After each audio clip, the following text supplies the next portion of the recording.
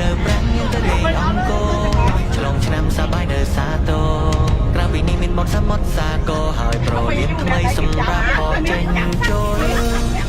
25ខែក្រុងជួបគ្នាជាទំរងជាដែនដីនេះក្តីសង្ឃឹមសូមស្វាគមន៍